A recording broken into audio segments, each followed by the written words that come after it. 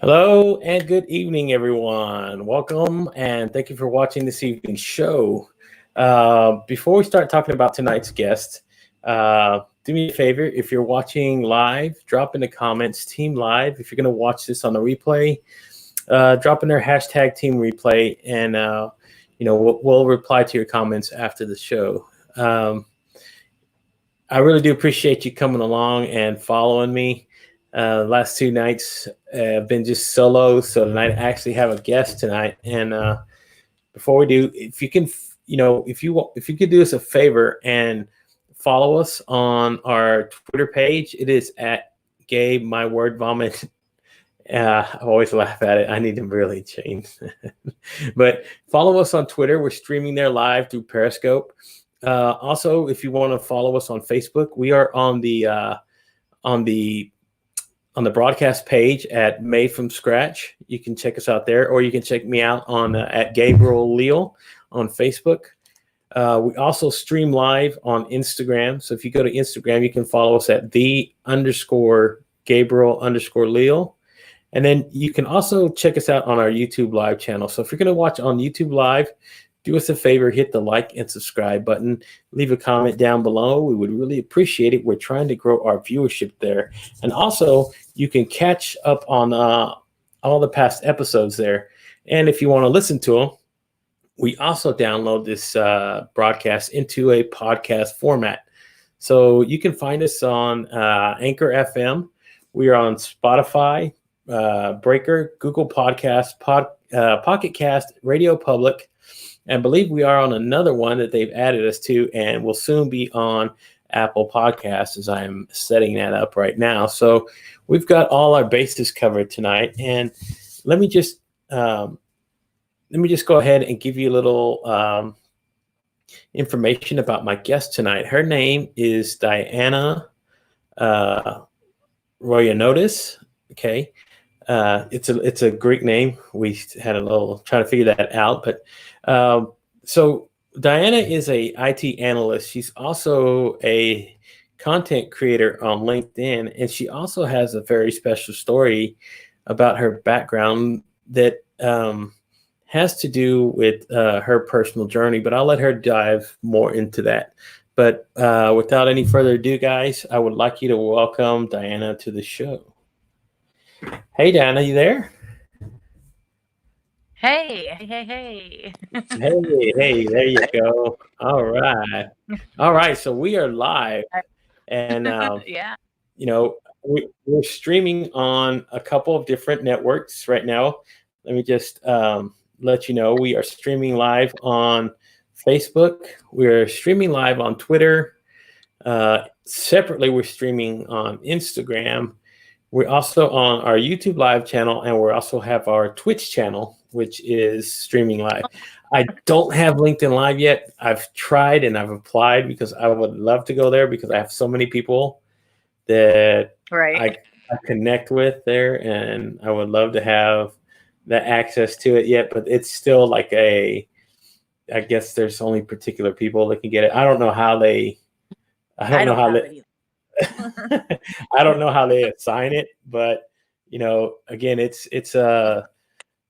something you got to petition for. But again, what I try to do is build up some of this content, and then I'll start just dropping small videos, repurposing them, and then dropping them on LinkedIn with certain guests. So yeah, it's a lot of stuff that you can do with this content. So I bet. And it's pretty really interesting. Yeah. So, and then you get people that come in and they comment and they'll say hello, and there's people that follow along. So it's pretty cool that this little app that we use. So let's go ahead and dive into the interview, Diana. And let me just start by asking you, how did your journey begin on LinkedIn? Because we each have our own journey, how we got there. Yeah. Well, for me, I started, I got a profile years ago. I don't even know when I created it initially, but it wasn't until I think it was October of last year, I started to think about, I want to use this to build a professional brand and kind of put myself out there and meet people, network professionally. And I at first was so annoyed by LinkedIn. I was like, I can't figure this out. I don't know. Look at this. I don't know what to do. But I made it my mission to figure it out. I was like, I'm gonna figure this thing out. So I started reading stuff about it, like Googling, how to use LinkedIn or how to get people to read your post, stuff like that, just basic stuff. And then through sort of looking on social media and everywhere else online, I found out that here in Madison, where I live, we have like a LinkedIn local chapter, if you will. And I met a lot of people through that. I went the first time, I think it was in November of Yeah. 2019. It was a summit, and I met like this incredible network of people. A lot of them are pretty kind of big influencers on LinkedIn, They're and huge. like There's a lot of huge people that come out of Milwaukee. and Chantel, yeah. So we got a lot of real heavy hitters in that group, and they're like super nice, super approachable. Like sometimes I know, like in the past, I would think like, oh, someone with that big of a following, like you couldn't just talk to them. Like they're so easy to talk to. So there's no pretense, no, nothing bad. It's just really easy to have a conversation with them. So that was kind of like a turning point when I went to that event and met those people, and then they were so encouraging. So I just was like, okay, I'll try this. I'll make it work, and then the rest is history. It's a pretty impressive. Whoa, what just happened? Okay, I lost my guest. Well, I'm kind of used to that by now. Whoo. Oh, I don't know. Okay, device not connected. Here we go. Let's see if she's here.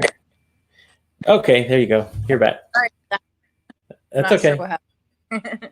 Yeah, again, that's what was happening. I don't know if it's something on my end. Stream keeps dropping. Gosh, I don't know. That's crazy though. So Yeah. back to, there's a lot of heavy hitters in there. I mean, you're talking to guys, again, you said Chantel's one of them. Then you got some Yeah. guys like Quentin Lums. He's huge, right? And then Yeah. hell, even originally Shay came from Milwaukee. So Yeah. that's a lot of. And then I'm friends, and I think I've seen you on video with Miriam. Yeah, she's from here too. Yeah. Yeah, she's a Yeah. sweetheart. I love her. Cool. Yeah, she's so nice. Yeah, Really sweet girl. yeah, it's cool. She came down to Dallas a couple of months ago, so Cool. that was pretty cool to get to interact. And uh, let me go to my next question for you. So the thing on like LinkedIn is to create like your own little hashtag, your own little line. So how did you come up with, well, mine's like a hashtag Gabriel agrees, because I agree with your point or whatever. But how did you come up with your hashtag? And it's kind of interesting, your hashtag. Can you go ahead and go into it a little bit further? Yeah, sure. So my hashtag is Diana Dimples Desk, and obviously you can see I have dimples, and I have been known on social media. Like I have an Instagram that's like just Diana Dimples, and then I also have Diana Dimples Disc. But anyway, I've been Diana Dimples online for a while. I've used that. But then I wanted something a little bit different for LinkedIn. And I was thinking like I want to issue like memos out to the world and like notes and memos like to have like a desk. So I was like, and also because I do IT help desk as like an IT analyst. So I was like, this works, and it's alliteration, which I'm such a dork for alliteration. So I really like that right off the bat. Yeah, I kind of was thinking like of a way of doing it is like something that pertains to me that's like, okay, this is not going to change, because I thought like, oh, I could do something with blonde hair, but I was like, my natural hair color is not even blonde. Like that's something that might change. I might change my hair color. So I was like, well, my name's Diana. and I have dimples, and I don't think they're gonna go away. So it's like, okay, that's something I can work with.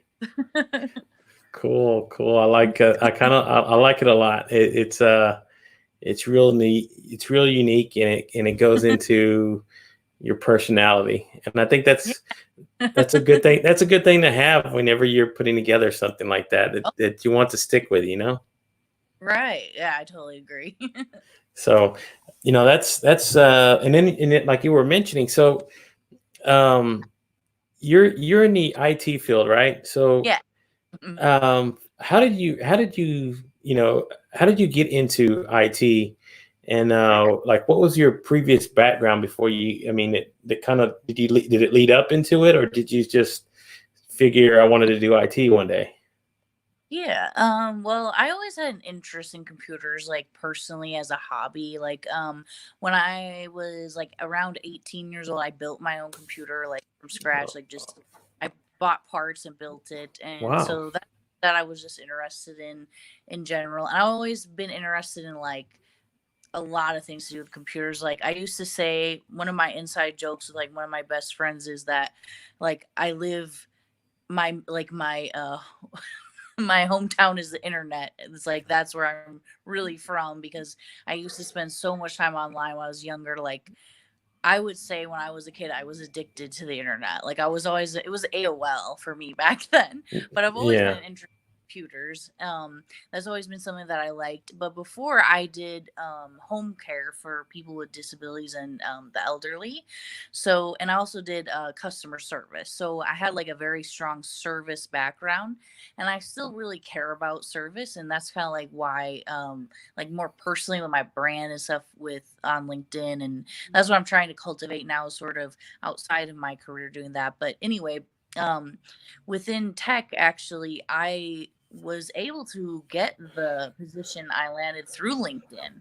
So it was really cool because I started the IT field in December of last year in 2019 through somebody through LinkedIn, and now I have a new job in IT with a different place, and I went from being a level 1 in just December to now I'm a level 3 in IT. So LinkedIn has really helped me professionally. So I always like to advocate for people to get a LinkedIn profile if they are looking for a job or looking to expand their career or just to expand their horizons in any way.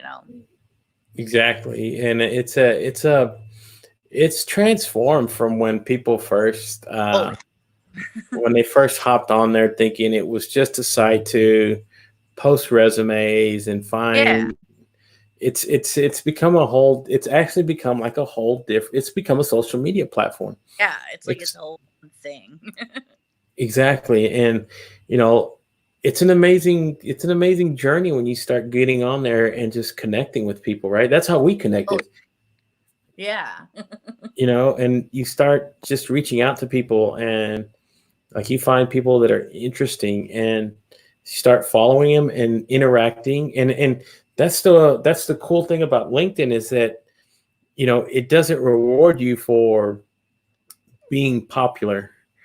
It rewards you for being engaging and creating content and going out there and being active. Because I mean, you get big guys like there, like I don't know, like Gary V. Like he posts stuff on Yeah. there all the time, but you always notice there's not that many comments for somebody that big. I mean, maybe like 20 comments, right? And Wow.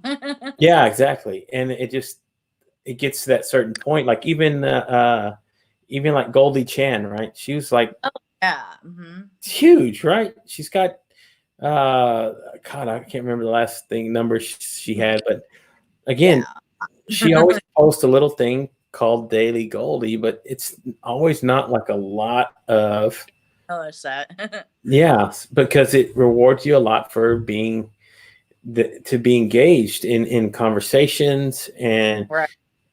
creating content yourself. So putting your message out there. So Oh, that's what I, yeah. that's what I started liking about it. Right. Yeah, me too. And that's why again, I love being on there. So let me ask you about another question, right? So, um, one of the interesting things that I was reading about in your profile, right, is that um, you've had a past with opioid addiction, right? Yeah. And you've kind of, you know, turned that around and built that into something that a message that you want to push. Can you tell us about that a little bit more? Yeah, sure. So yep, so I have 5 years clean. And it was January 10th of 2020 that I have 5 years. And I made a post on LinkedIn. Actually, that's my most popular post to date. Was when I announced that Yeah. 5 year anniversary.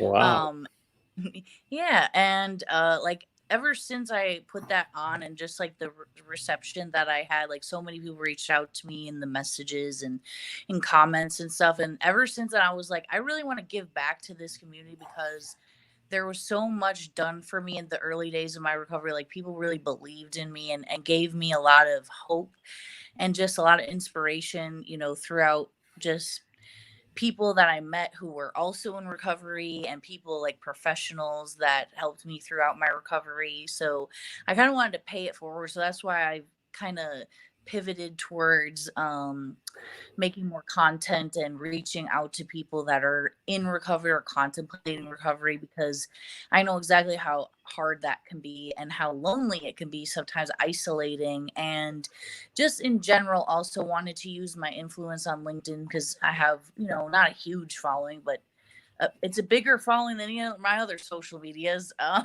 Yeah, there. and I'm kind of the same way because you see that you've been able to grow that in there. So, like, let me just show Yeah. what this is going Oh on yeah. here. There's my.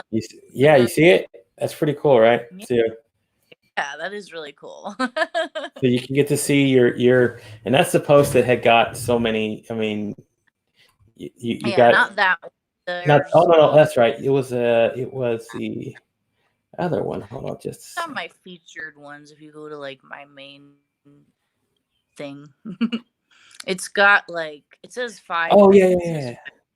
yeah. Yeah. Let me see that one. That's pretty cool. So let me go back here and pull it up because that's pretty interesting. You had 192 comments on that one. That was pretty big, Yeah, that is way more than I get on anything. right? And that's kind of crazy because let's Yeah. see, there it is, right And that there. was Look like at my that. most vulnerable. Yeah, there it is. Yeah. That was pretty awesome, And though. then Yeah. So you shared. So you had 5 years of recovery. So yeah. how did that journey begin with you know using drugs like that? I mean, does it Sure. is it slow into it, or does it just like, I mean, I don't, I'm asking because Oh, everybody has how they jump into it, right? oh yeah. Well, for me, I started using drugs in general, like pot, like smoking weed and drinking when I was in high school. And then I was drinking a lot in like college. And then sort of around, was it like early 20s, mid 20s, I started just pretty much immersing myself in just using drugs. Like I had a kind of traumatic events happen early in my, like very early in my life. Some things that um I think that I wasn't able to cope with, but I wasn't really sure. It was kind of like I wasn't sure how to deal with these things in my life, these negative experiences, but I also wasn't really in touch with what had happened. Like I remember them to an extent, but it was like kind of nebulous and very weird to me. And but I had a very bad disposition about life. And I just really, I think there was part of me that felt like with drugs I didn't have to be in that reality. I didn't have to think about those things. I didn't have to deal with life in that way, and it became all consuming. Like at first I was just like, going to parties and hanging out socially, using drugs, and then it became like where I was using drugs to not get sick because I was addicted to heroin. So I was getting to a point where I was physically addicted to the drugs. And so withdrawal from heroin is like very, very bad. It's like Whoa. horrible. I'm actually in the process of like kind of revisiting some of that stuff to write about it. And it's kind of like gut wrenching to think about because I really take for granted now that I'm healthy and in recovery, how hard that was physically on the body. It's just like amazing that I don't know. But eventually I got on what's called maintenance, which is like it's basically something that you take so that you don't use drugs. You can't get high off of any opioids when you're on methadone, and so it kind of just placates your body so you don't go into withdrawal. Yeah. So I've been on that for about 6 years now because early on in my recovery there I was still using drugs. I was still using cocaine when I first got to the methadone clinic.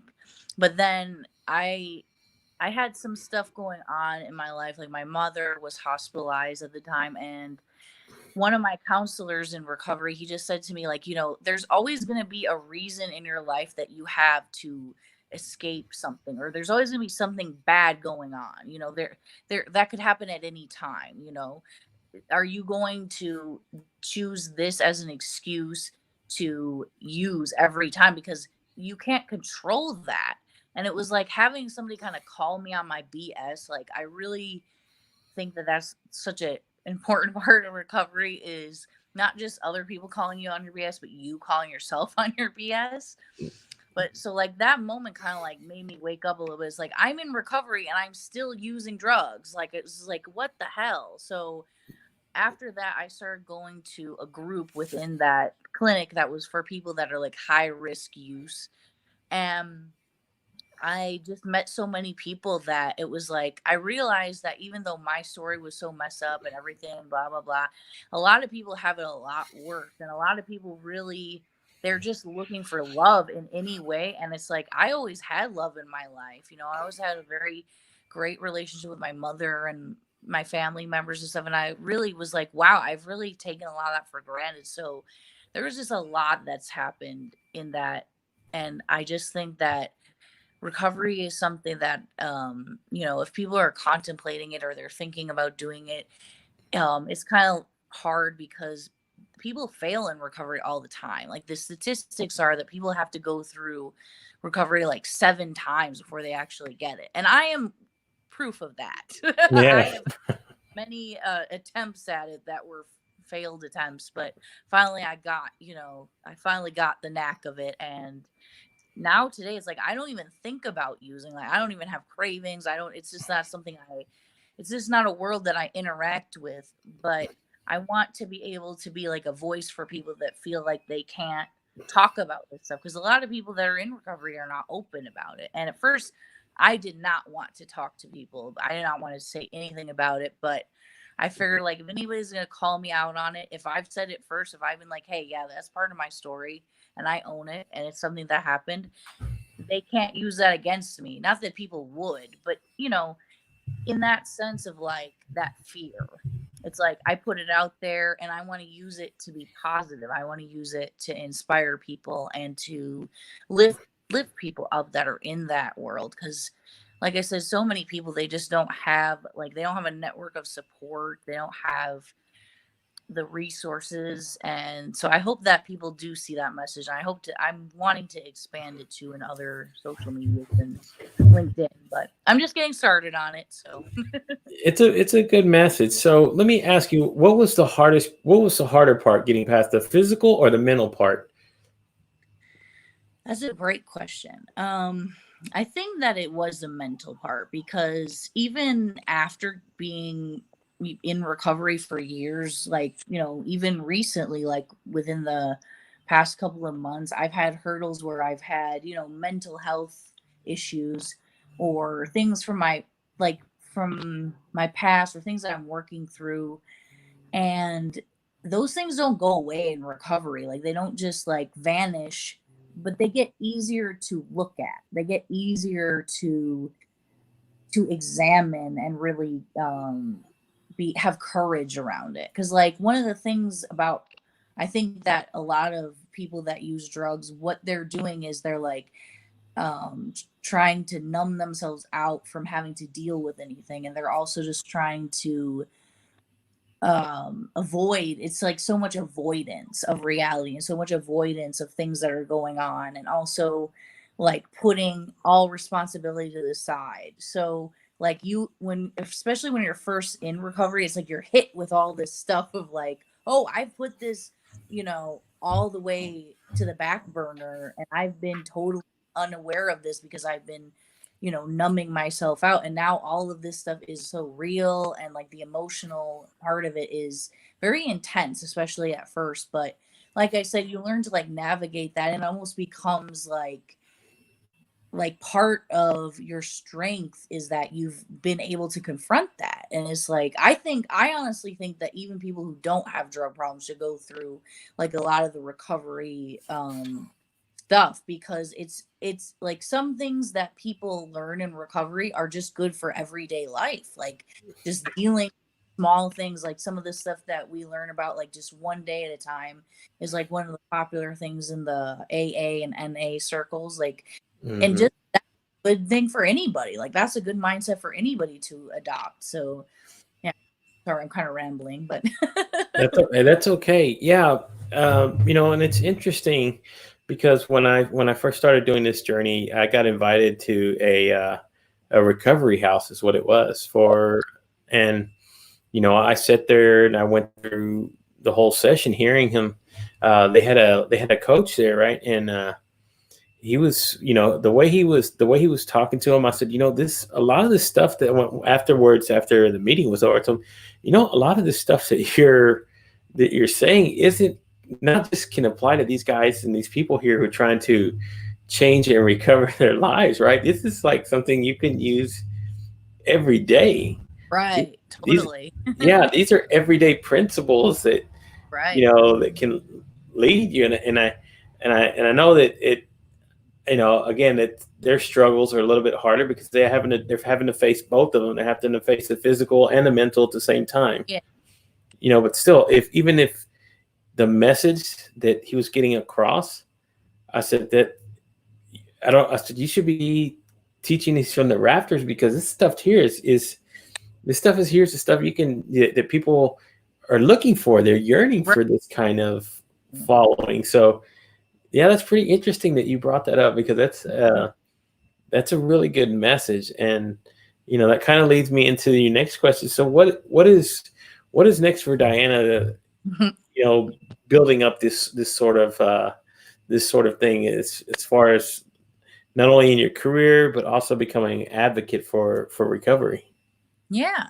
Um, well, some of the things that I want to do more outreach in like my community here in Madison, like volunteering more. I'm just starting a new job. Actually, this Monday I just started a new job. So I'm kind of figuring out my schedule still, but that's something that I want to, put time towards, is really being because I think that that's important to be present here where I am and to start here in the community. But another thing that I'm working on is right now I'm actually trying to write a book, like just an ebook to start.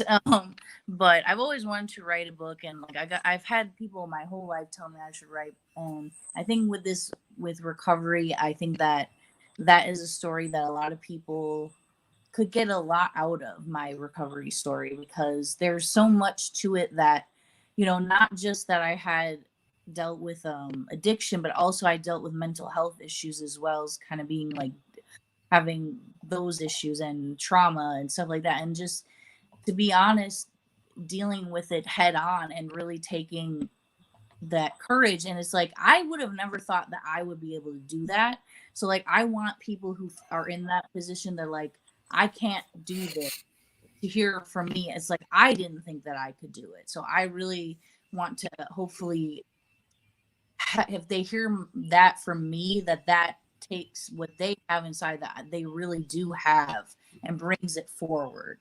It's not like I'm doing it for them, but that I'm like, hey, this is like a match that I'm gonna light that's already in you to bring out. So that's something that I hopefully with sharing my story can do. And I want to do more with like public speaking and helping people. Like, just, I really think that right now in this world, like, people really need inspiration and community and coming together for like things that are the same, things that are similar, like things that we have in common, instead of always separating out what we have in differences.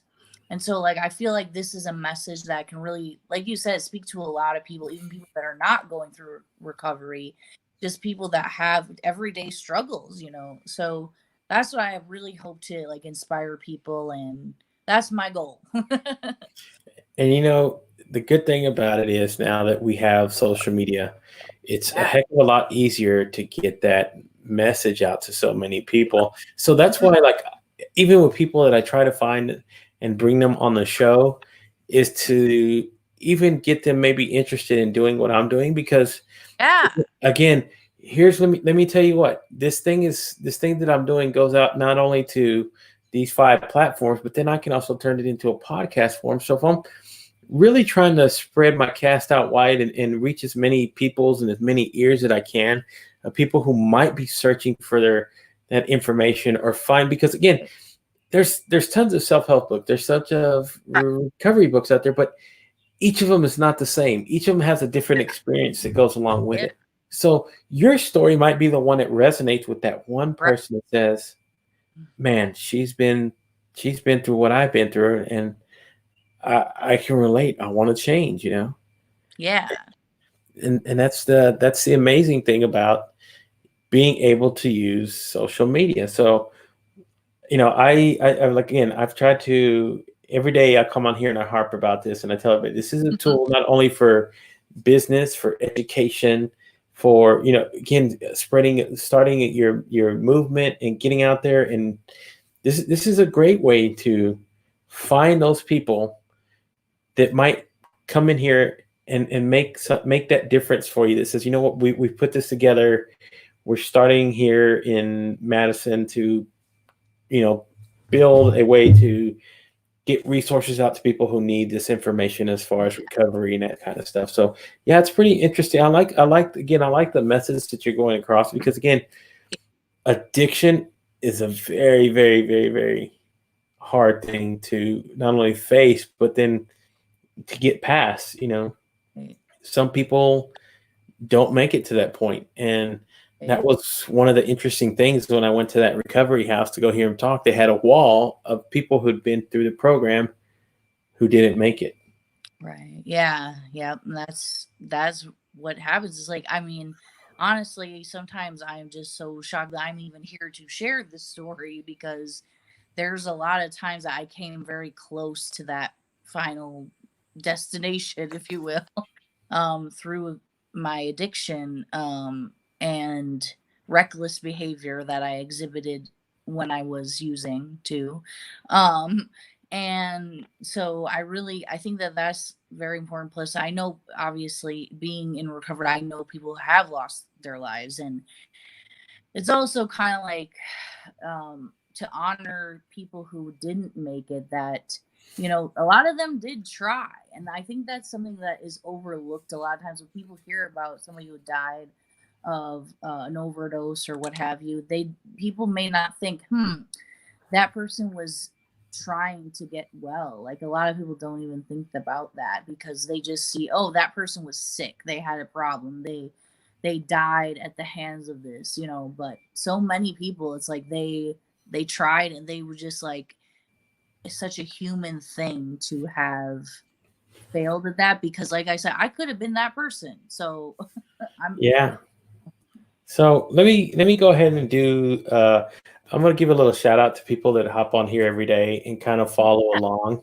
So, cool. you know, I get Frank Anello's here. He comes in. He's a regular. Samantha Glover, somebody who I've actually had on the show, and we actually met through LinkedIn as well. So, Awesome. you know, she's got a pretty interesting story herself, and that's what's so wonderful about meeting and networking with people. You get to hear those experiences and those stories, and Yeah. everybody's is different, and everybody. I tell everybody your story is amazing. Yeah. Somebody reached out to me the first time I did my video, and it's his name is Steve Sullivan. I don't know if you follow Steve. Oh, yep. Mm-hmm. Steve is an awesome guy. Yeah. I appreciate him very much every time that I can. So, but he was the one who told me your story's pretty interesting. Why don't you go out there and start sharing it with people? And I said, me? Oh, you can't be talking about me, right? I mean, what do I have to share, right? And yet here I am 5 months later, and I'm doing this. So Yeah. So cool. he was right. He was right. So again, Yeah. much props to him. I do appreciate that. And then I got a lot of, Kenneth Johnson. Hey, Kenneth, he's a new guy that's been kind of following along because he does financial literacy. And and I've been trying to tell him, man, you need to get that word out there because again, these are all avenues to go out there and teach people this message you want to get across. Because he's, I believe that he wrote a book as well. And I said, man, what a way to market it. Go out there and start, get your word out there, get your message. I said, people will listen. You just got to go find your audience. Right. That's all it is. And again, your message is just the same because it's going to resonate with people. People are going to hear it and go, you know what? I know what Diana's talking about. She's right. She's, the message that you create and the story that you're going to tell. That's, I'm glad that you said that you're going to go write an ebook because it'll get your word in your, and who knows, it might help one person. It might help 100. Right. But then that's 100 people's lives that you impacted, right? Yeah. Totally. And that's the goal, is to go out there and try to at least change one person's life every day. So, one more thing before we go on, and this is kind of like, I don't know, this is a question I ask every guest, and it seems kind of morbid, but I always ask them, when your time is up, what would you like to be remembered for? What was the one thing that you would, that it would come across people whenever they talk about you once you're no longer here? Sure. Well, I think that what I would like to remember for is just making people like when people encounter me, they feel comfortable being themselves, and they feel a sense of joy and peace, and that if I can make their life easier just by being around and um just hopefully touching people and making their lives easier, making their lives more happy and joyous and bright. Hey, that's sometimes that's all you need, just to leave that little message behind. And again, for me, it's always to build a legacy, just to that'll go beyond me, my words, whatever, my videos, whatever they find, just something that leaves an imprint on the world that once I'm no longer here. Hey, now. Yeah, so doing a good job. Yeah, thank you. I do appreciate it. So before we get out of here, folks, let me just go ahead and if you want to follow Diana on LinkedIn, let me go ahead and pull that up so everybody can see it, right? She's on LinkedIn. You can also follow her on Twitter. She's on Twitter at Diana Roiniotis, and then she's also on Instagram at Diana Dimple's Desk. You can follow her there, right? And then you're on Facebook as well. So if you want to go check her out, she's got a real good message, man. And she uses another hashtag called Bless Your Success, right? That's an awesome one as well. I like that one a lot. It gets a lot of man, if you're gonna go out there and do it right, man. Have the Lord and everybody to bless you with. So follow her on LinkedIn. If you guys aren't getting on LinkedIn, you're missing out on a lot. It's again, it's a whole new world over there. It's again, and you don't get a lot of the political, a lot of the negative crap that you might find on Facebook.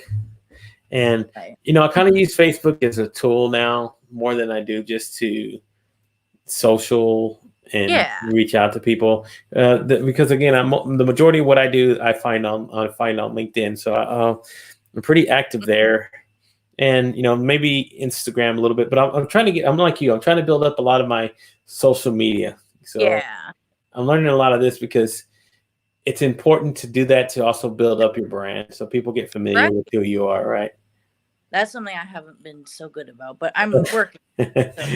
Yeah, as long as you're taking the steps in the right direction, and I tell everybody, look, I jumped into doing live video, but I didn't want to. Again, my whole theme for my year has been to challenge myself. So I didn't just want to I didn't want to dip my toes in the water. I just jumped in the pool and just dealt with the cold and got past it and started enjoying the swim. So, Awesome. that's been the whole message for me this year. And I tell everybody, hey, challenge yourself. See what you can do. It's amazing what you can do when you go out there and start doing things, right? Yes. I completely. Well, again, thank you for hopping on this evening, Diana. You guys, you can always check out the after the broadcast is over, you can go check it out on YouTube, right? And you can share the link there. And I'm also going to start putting these videos out, repurposing them, and then putting them on my social media platform. So that's just another project that I'm working on apart from I'm writing a book as well. I've written a book as well. Okay. And I've also doing a podcast. So I'm staying myself busy this year. So that's the goal for me, though. Good. So awesome. Thank you for hopping on, everybody. And tomorrow night's guest will be Rabea Bain. She is a visual artist from, originally her story's kind of interesting as well, but we'll talk about that tomorrow evening. I'll just give you a little pub about her being here tomorrow. And again, I want to thank you, Diana, for being on as my guest. And thank you. If I get the opportunity, you start going out there and you want to get your brand out there, hey, you're always welcome to come back on. I always invite my guests to come on for second helpings. So yeah, love to. All righty. Well, I guess I'll see you guys tomorrow. Thank you for hopping on, and everybody tell Diana bye. We'll see you guys tomorrow at 7:00. Y'all have a good evening. Bye-bye. Good night. Yeah.